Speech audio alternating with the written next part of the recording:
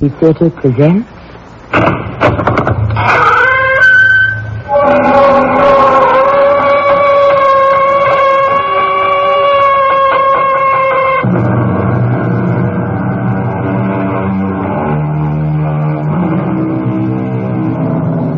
Come in. Welcome. I'm Tammy Grimes. Project yourself many hundreds of years into the future. Earth has been invaded by creatures from a land lost thousands of years ago. Atlantis. Not exactly lost or disappeared, but we Earth people simply lost track of Atlantis. The Atlanteans have reappeared and are trying to rule Earth. Our story takes place in one small part of the United States, but we like to think it could have happened anywhere.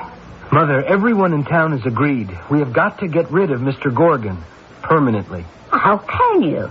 Atlanteans don't die like we do. We have to try everything, anything. There's got to be a way to kill them. In all my born days, I never dreamed I'd actually be wanting to murder somebody. It's the only way, Mother. Otherwise, our whole town will die.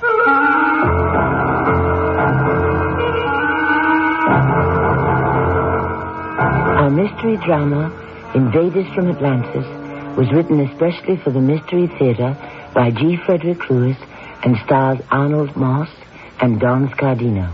I shall return shortly with...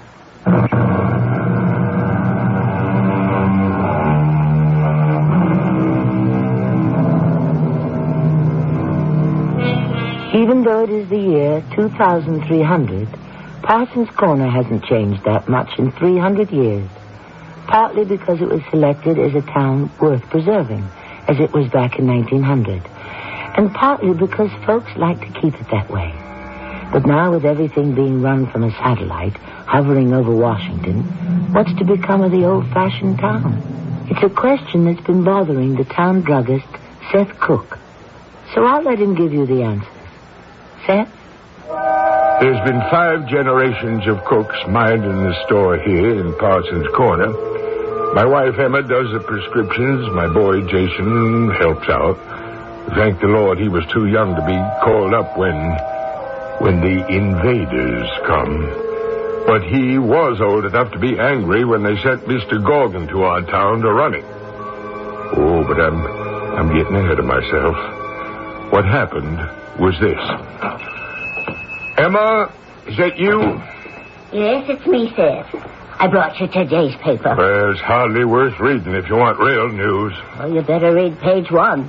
It tells us what we have to do. I was just sitting here thinking about freedom, Emma. You needn't shush me. They haven't taken over Parsons Corner yet. Oh, yes, they have. I saw Catherine this morning. Orders from that Central Committee on the satellite. But they closed the school where she teaches. Going to revise all the subjects. Oh, she must be boiling. Catherine's a good girl. Well, I hope she and Jason can get married soon. Any word about their license? Oh, it hasn't been cleared by the invaders yet. I understand there's a long waiting list. You heard what Jason said last night? No, he must have said it when I went out for a walk. It's not only marriage applications. He said sooner or later they're going to take over everything. Oh, that's Jason. Hi, Dad. No customers? Hello, Mother. Business isn't anymore, you know that. This time of year when you were a little boy, why, I remember we'd make big money. But not anymore. I came straight here from town hall. Dad, we're in for it. Like everyone else, they're sending someone to our town. You sure? Mayor Randall showed me a codegram.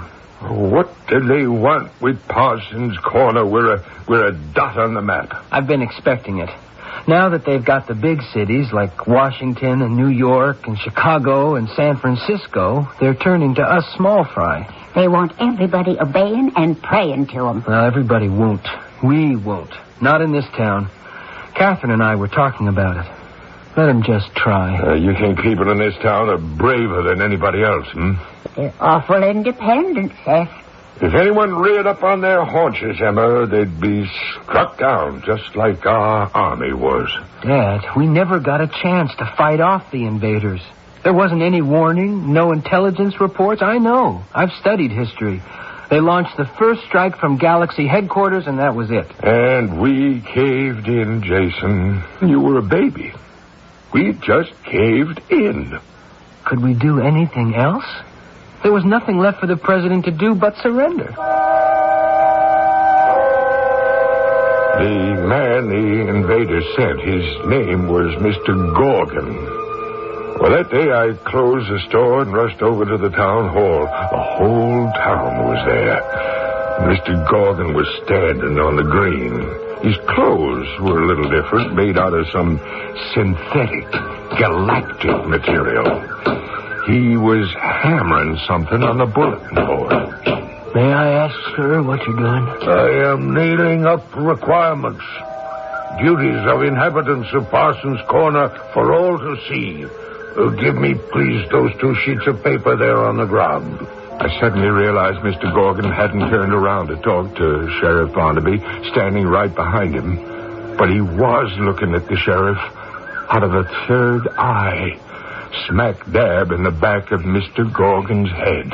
Usually, Sheriff Barnaby, our directives are transmitted directly to people's brains from our satellite. But here I am instructed to use paper, hammer, and nails. What are we supposed to do with those? Read and obey. And who are you, sir? I am Mr. Gorgon. You are Sheriff Barnaby.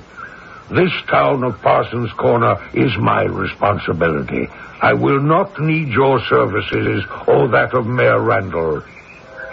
The whole town was standing around and staring. Sheriff Barnaby wasn't a bit fazed by that third eye in the back of Mr. Gorgon's head. He looked right into it and he said, I'd like to ask you by what authority you are taking control of our town. I am the duly elected sheriff here. By what authority? Do you have some identification? Only this. Let me show it to you. What is that? A flute? Not quite. Mr. Gorgon had pointed a small silver-like tube at the sheriff, and poof, old Barnaby just disappeared. Word spread fast, and no one questioned Mr. Gorgon's authority after that.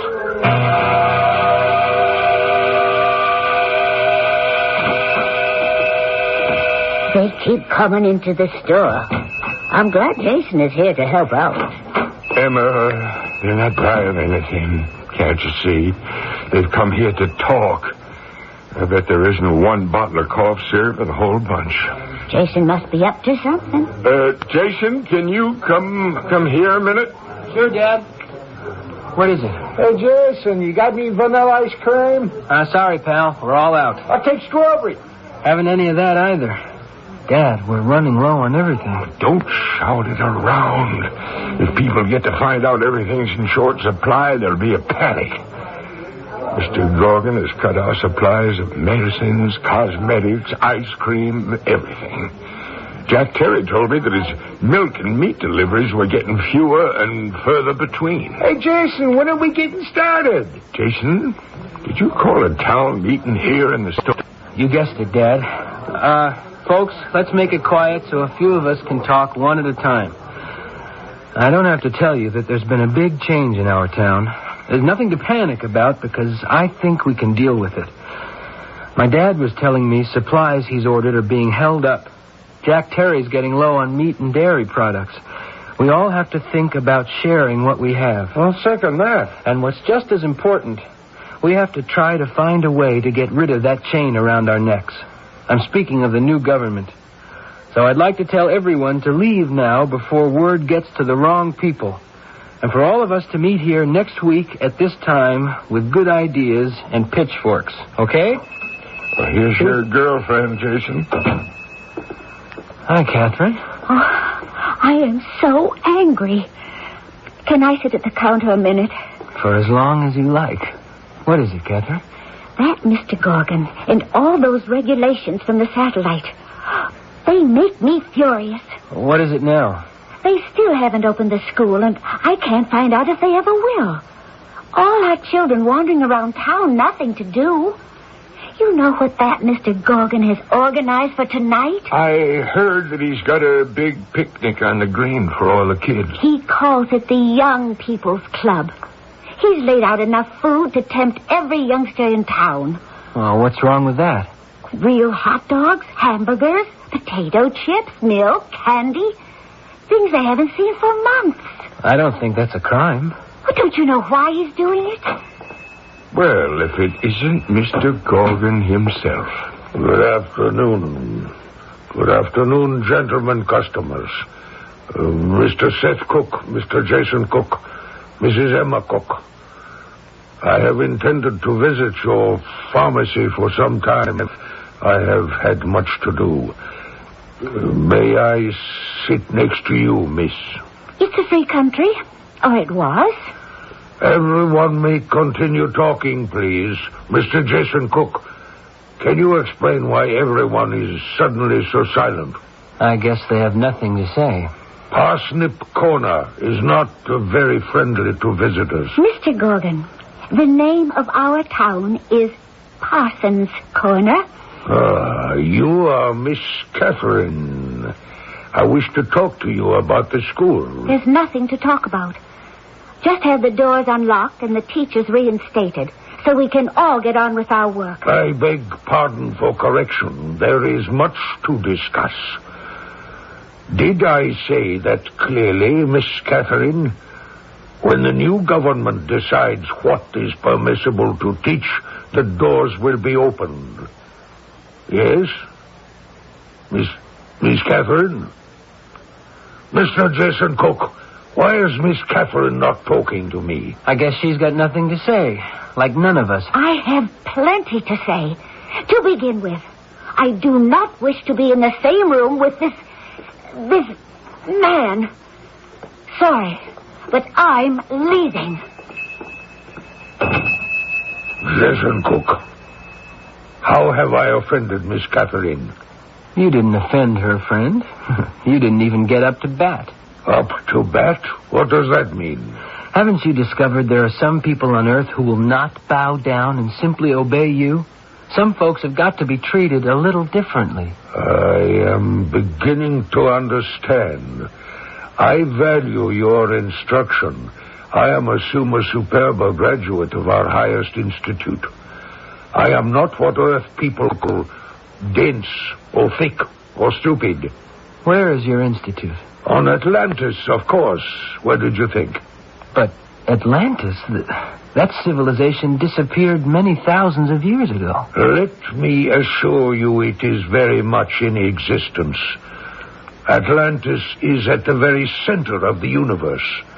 But to return to Miss Catherine, she has a strange effect upon me. I do not wish to compel her to do anything, but I do wish she would try to understand and like me. I'll be darned. What does that mean? We know so little about you, the Atlanteans. It never occurred to me it mattered whether an Earth person liked you or not. I tell you candidly, Jason Cook, until now, it did not matter to me either. It appears that one of these galactic aggressors has emotions similar to ours beneath that strange fabricated skin. Could that be his Achilles heel? How vulnerable is this highly programmed Mr. Gorgon? Are there limits to his super brain from Atlantis? Can he figure out how to deal with humans? We may find out when I return shortly with Act 2.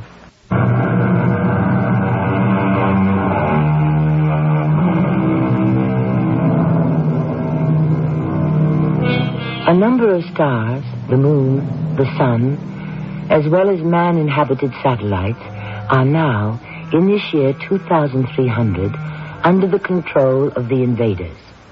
Here on Earth, to a New England town, isolated from the mainstream of America, and therefore unchanged for 3 centuries, a certain Mr. Gorgon has been sent to keep the new government.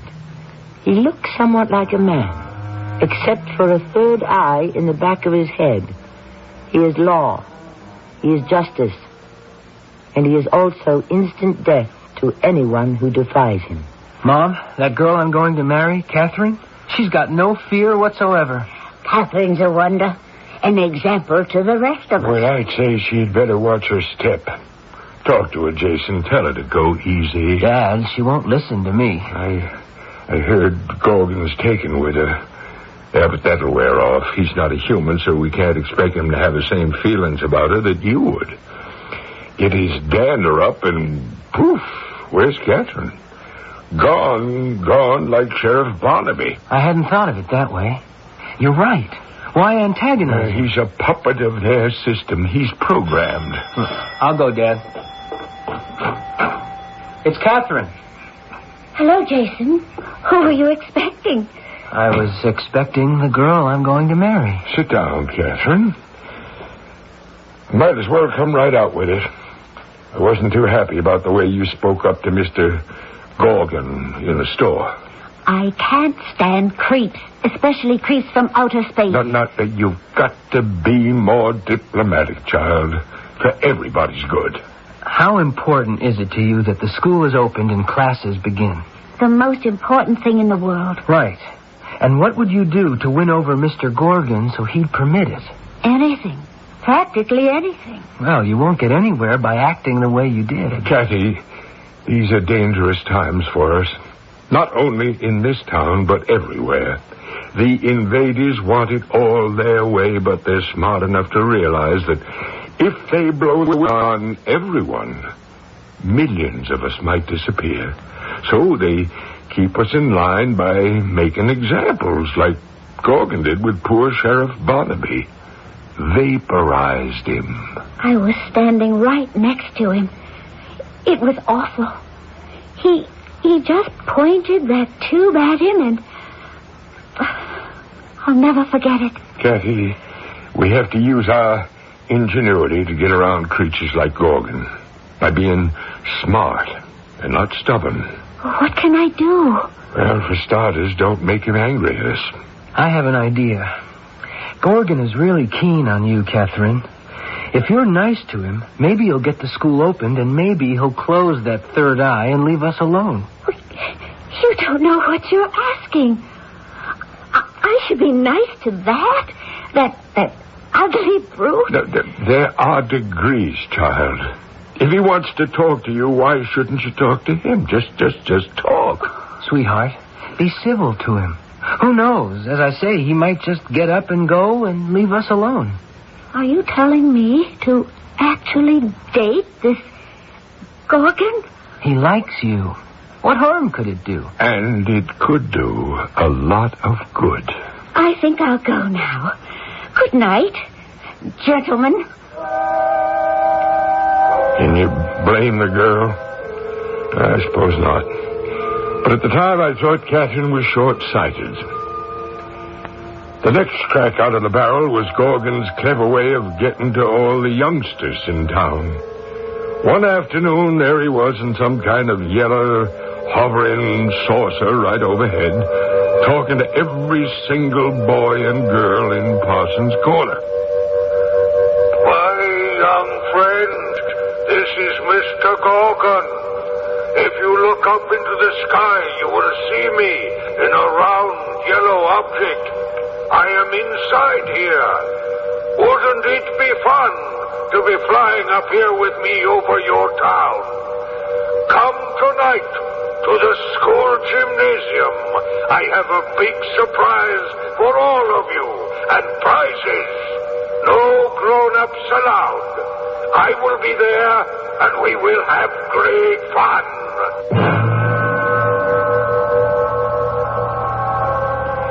Jason and Emma and I wanted to know what kind of a wingding he was throwing in the gymnasium, so we snuck up the back stairs to the balcony over the gym, and we watched.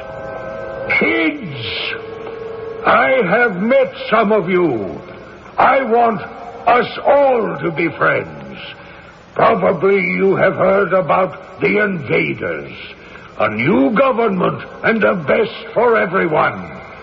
I know some of your parents and other grown-ups say differently, but we know grown-ups can be wrong, don't we? This palaver went on for 5 minutes or so, and then all of a sudden, the real purpose of getting all the youngsters together come out.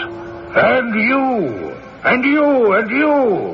can help us make sure everyone believes in the Invaders.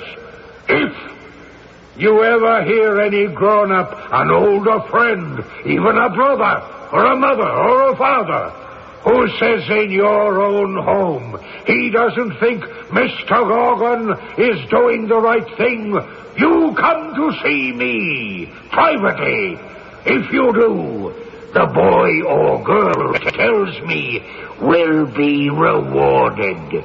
Every boy or girl who gives such information will receive a 2-seater hovercraft, just like the one you saw me fly in this afternoon.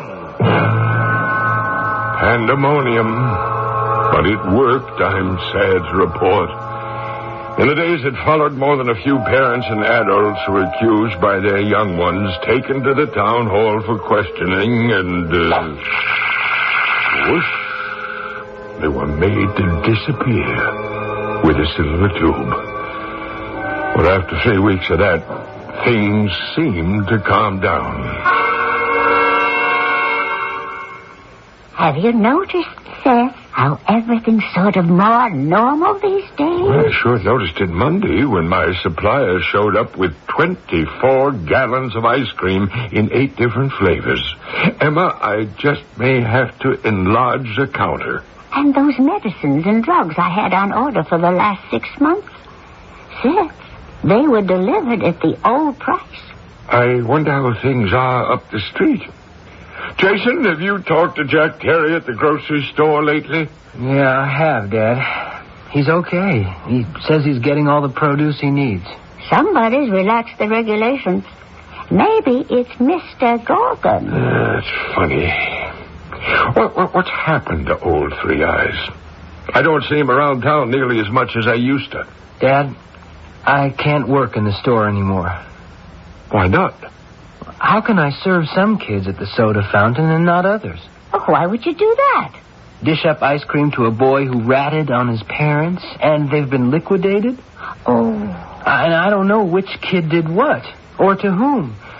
Sure, it's wrong to suspect all children, but how do you know? Jason, we're trying to forget all that. But they were our kids, from this town. They had their friends or relatives destroyed for a hovercraft. I've had it with this town. When I know where to go, I'm leaving. But how are you going to get an exit visa? I don't need an exit visa, just an overcast sky and a dark night. It isn't the children that are making you unhappy. It's Catherine, isn't it?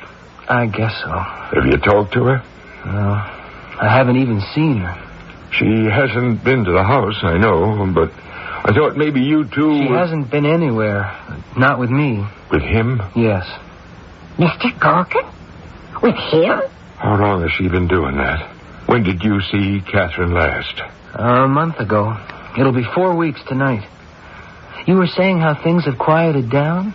It's because of Catherine.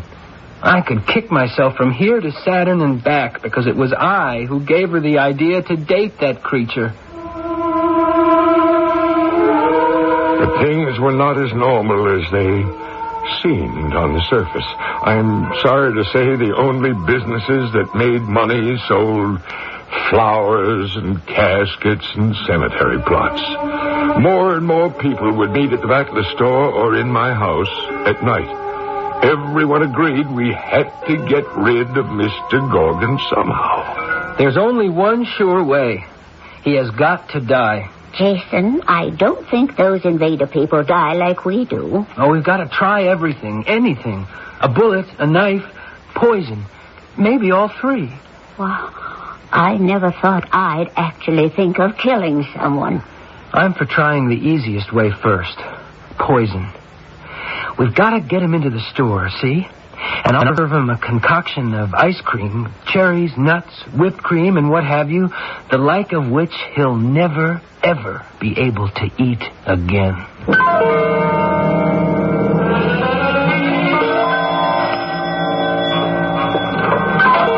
Mayor Randall, I was just going to turn out the porch light. Now, come on in.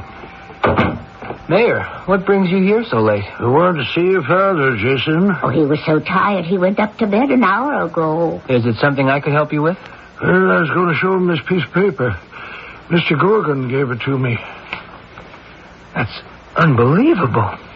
He can't get away with this. I'm afraid he can, Jason, and he will. Get away with what? Emma, take a look. I'm supposed to have 1,000 handbills made by tomorrow morning with this written on it. I don't want to see what it says. If it weren't so awful, it'd be funny.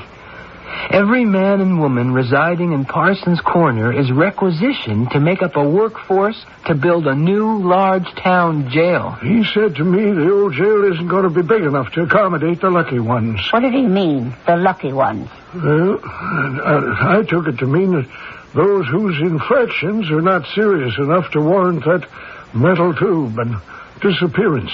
Mayor, what would happen if every single person in this town just went on strike? Refused to build that new jail? He'd get it built. Outside help from the Central Committee. I'll tell your dad about this in the morning, will you? Fortunately, the only printing press in town's on the blink, and it'll be a while before we get new parts.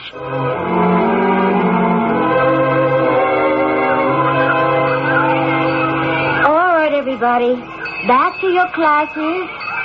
Come on, Jimmy, put that football back in the locker.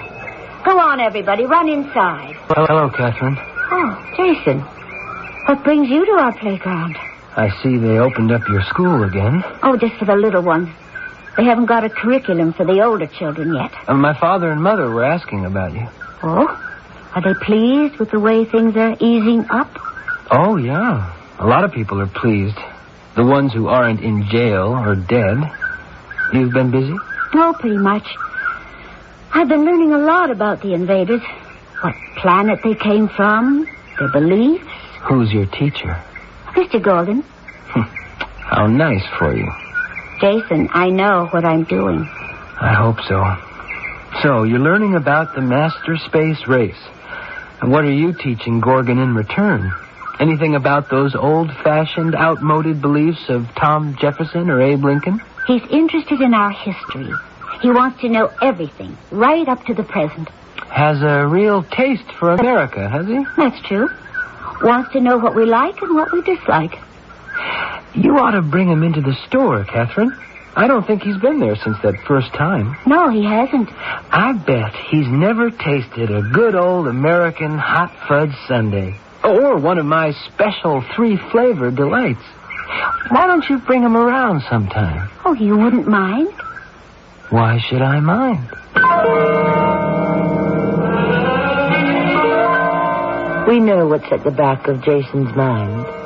We don't know where he's hidden the poison or how he plans to submerge its distinctive cyanide almond flavor. But we'll find out. It takes a lot of nerve when your intended victim has an eye in the back of his head. I shall return shortly with Act 3.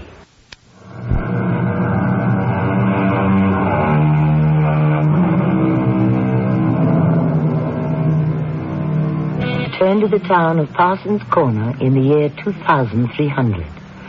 The world has been conquered by a civilization that never died. Atlantis. So highly developed it could skip through time and space. Emissaries have been sent to various cities and towns in America to intimidate and rule. Mr. Gorgon is particularly good at that, for he has an atomic means of making the recalcitrant disappear. Jason Cook has a more primitive approach and is trying for a combination of ingredients he hopes will be a deadly dessert. Mr. Gorgon, you and Catherine sit yourselves comfortably at the counter, and you can watch me whip up what we're famous for in Cook's Ice Cream Parlor. Thank you. You'll enjoy watching him. Jason's a real artist. I am looking forward to this experience of a great American delicacy. This dish is sweet.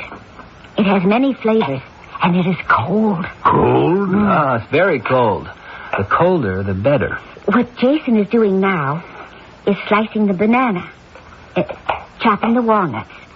All the essential ingredients of his Galaxy Special. Ah, yes, special. He uses chocolate ice cream, representing the Earth, vanilla ice cream for the Sun, and strawberry for Mars. Now he lays the sliced bananas at the bottom of your dish. Well, what's that there, Jason? Pineapple? Something new? The rings of Saturn. Well, there goes the chocolate ice cream. And a scoop of vanilla. You notice I use a big dipper. And the strawberry. And now a few squirts of fruit syrup, Palmyra fig, passion fruit. Passion fruit? We do not have that on our planet. I didn't think so. What is that you're pointing at me? A gun? Calm down, old buddy. All it's loaded with is whipped cream. That we call our Milky Way. A few cherries for meteors and a final fallout of chopped walnuts. Jason, that is beautiful. And a dab of marshmallow and a few chocolate kisses. Mr. Gorgon, it's all yours. You got a spoon, a napkin, and a glass of water? Enjoy yourself. Well, what about mine, Jason? I want exactly the same. You wait your turn. I want to watch our friend discover one of the great pleasures of our planet. I will proceed. I don't know what to expect, but I am certain it will pleasure me. Oh, it will be an experience unlike anything you have ever had before. Bear in mind, Mr. Gorgon, many of the flavors we Americans enjoy may seem a little strange to you. A mixture of sweet and sour, bitter and sugar, and a faint undertaste of almond. Dig in, and believe me, I'm going to enjoy watching something happen to you that has never happened before. I hope. Do you like the ice cream? It's good, isn't it? I don't know. It's not the taste I expected. What is wrong? I feel... What is it? Mr. Gorgon, I was told later, had swallowed a few sizable mouthfuls of Jason's specialty. He got down from his stool, his hand to his throat, and he stood up, holding on to the counter. The third eye in the back of his head started blinking very fast. Mr. Gorgon, what's the matter? Oh, foolish, childish, stupid. What did you think you were doing to me? Are you all right? Would you like me to get you a doctor? Your human doctors are no help. You have made me very angry, Jason Cook. Anger is an emotion we invaders reject categorically. Well, I thought you would enjoy it. I had no idea this would happen. You knew nothing, Catherine? Am I to believe that? Well, I'm sorry it didn't agree with you. Catherine, will you finish this for me? Of course. I love Jason's concoction. No, don't. You see, there is some painful substance in there from which perhaps a mortal would not recover. Well, you saw everything that went in that dish. Did I? Is that true? Jason put something in the ice cream? I would not let you taste it and perhaps die. I wish you to remain alive, Catherine. You're out of your head, Gorgon. Only humans are out of their heads. In my planet, computations do not permit errors. None can malfunction. No, we are never unbalanced. It is you, Jason Cook, who malfunctions, and so you must be destroyed. No, please don't. I beg you, don't do it. Jason Cook is an aberration who will always be out of step with me. Catherine, stand away from him.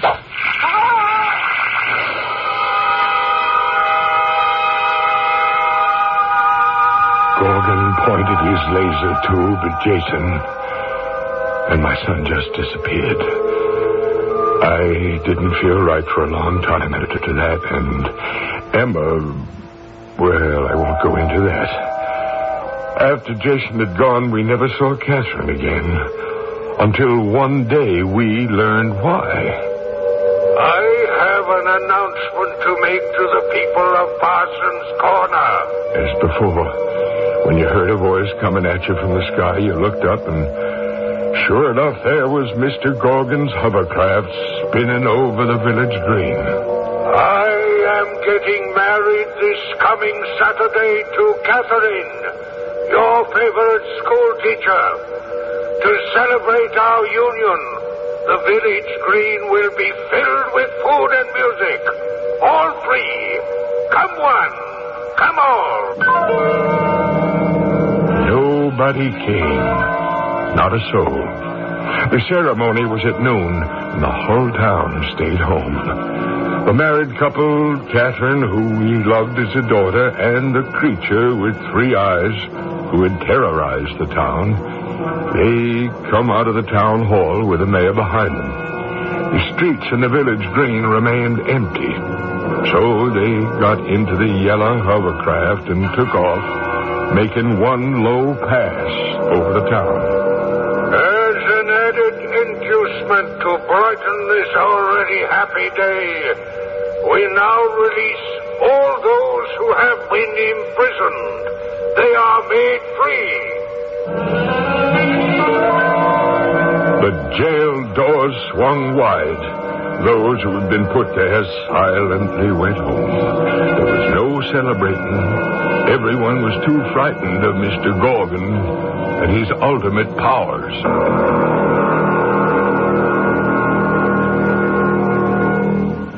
So this is what you call a motel. Do I say it correctly, Catherine? My English... It gets better every day. After the ceremony, man and wife, they go to a place like this. These little one-story boxes all attached. And spend their first night together? Some do. Some travel on a space shuttle or some underwater to one of the sea cities. After all, in the year 2300, one must do something up to date. I look around this room and everything is very well organized and equipped. I have never taken a water shower, and I see there is one. I will do it now. I must say, the application of small streams of water has a refresh... Catherine? Where are you? Catherine? Why are all the room lights turned off? Catherine, are you outside this door, I wonder? Ah, there you are. Why are you standing here outside our room? Are you perhaps saying goodbye to your old life in Parsons Corner? Catherine, what are you doing? Giving you a taste of your own terror. Don't point at. You'll invalidate me. Don't move. Goodbye, Mr. Gorgon.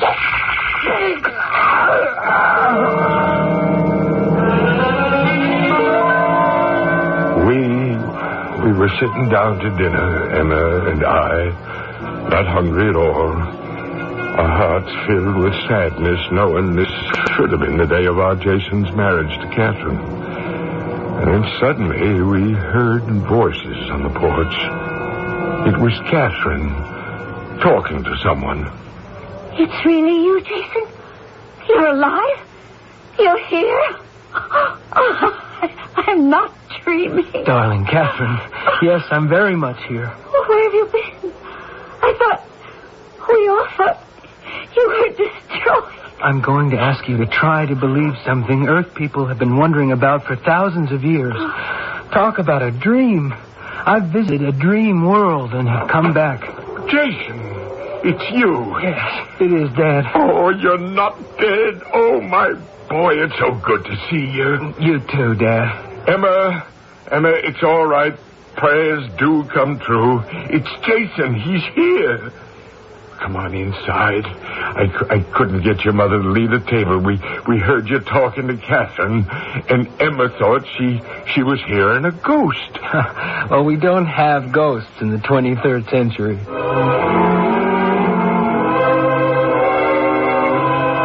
Where to begin? That's the problem. Oh, Jason, why don't you start when Mr. Gorgon pointed his destruct tube at you? I didn't feel anything at all, but I found myself transported to Atlantis. Yes, the real, actual Atlantis, Mr. Gorgon's own civilization. Where is that? On another planet? Dad, I have no idea where it is, in space or time. I know Atlanteans have the power to move backwards or forwards in time as we know it, but that's all I know. What did you see? I was suddenly standing in a large hall in front of 3 judges. An interesting thing about that place. Not only does time telescope, but so does knowledge. I didn't have to be told anything. I just knew. You knew what? There's no question the invaders who are here on Earth are Atlanteans who, after thousands of years, are reclaiming the universe as their own. And who do you think I saw from down here? I don't know. Who? Sheriff Barnaby and all the others from Parsons Corner who'd been shot there with that destruct gun. Almost every day, more people from town kept showing up. And then Mr. Gorgon himself is there. He's apologizing to the judges. They tell him that he's failed in his mission. I didn't understand that at all. I did that. Pointed his own ray gun at him.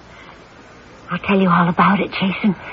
Gorgon was taken away, and the 3 judges decided all of us from Parsons Corner were to return to Earth. So it's not only me. We're all back. But for how long? There'll be other invaders. Well, there may be, but they'll have to change a lot of their concepts. You see, that tube thing Mr. Gorgon used, it's still here. Gorgon left it when he was liquidated. So for the present, the Atlanteans are just watching and waiting to see what we'll do. Well, you know what that means. We can go from town to town wherever there's a Mr. Gorgon making life miserable, point this at him, and poof, we've shot the invader back to Atlantis. Well, can we risk it? Risk? Well, how do you think this country got started anyway? Somebody wanted to take us over, and we sent them back right where they come from. Dad is right, Catherine. Let's do it.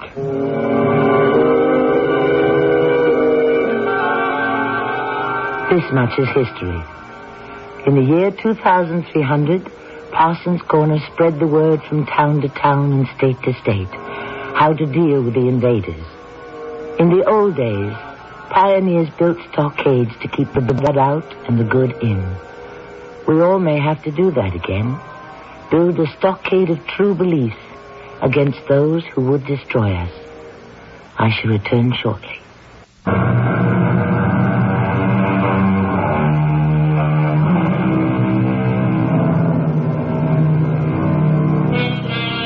We have turned the clock forward. Now let us turn it back to 1775 and hear from a man who knew a lot about those who would rob you of freedom. He left these words in our safekeeping. He said, "I know not what course others may take, but give me liberty or give me death." Thank you for the warning, Mr. Patrick Henry. Our cast included Arnold Moss, Don Scardino, Evie Juster, and Court Benson. The entire production was under the direction of Hyman Brown. Radio Mystery Theater was sponsored in part by Raven House Paperback Mysteries. This is Tammy Grimes inviting you to return to our Mystery Theater for another adventure in the macabre. Until next time, pleasant dreams. Were they dreamers or were they killers? Find out tomorrow night at 10:07 p.m. on the CBS Radio Mystery Theater on 1230 WCOL. Your life is on 1230 WCOL Columbus, 66 degrees downtown, at the tone, 11 o'clock. CBS News, the latest Falklands fighting triggers high-level talks in Washington. I'm David Jackson reporting on the CBS Radio Network. Secretary of State Haig met for 3 hours this evening at the State Department with Britain's ambassador to Washington, Nicholas Henderson. The British diplomat, grim-faced, emerged with no comment for waiting reporters. Haig rushed back to Washington for the meeting just before he was due to take off for an appearance tonight in New York. That appearance canceled. The event that likely sparked the hastily called session, the sinking today of the British destroyer Sheffield. It took a direct hit from an Argentine air-to-sea missile fired at a range of 20 miles. Britain says at least 30 seamen are missing. The act was apparent retaliation for Britain's sinking of the Argentine cruiser Belgrano, and it brought the battles home to some residents of London. I think we'd hoped that it wouldn't be a reality, but I think, unfortunately, it's part of war, and we're making our own stand, and this is the only way we can do it. But I think it's terrible that this has happened now. I think we thought we were on the... You've been listening to the OTR Gold Network. Find more classic radio at otrgold.com.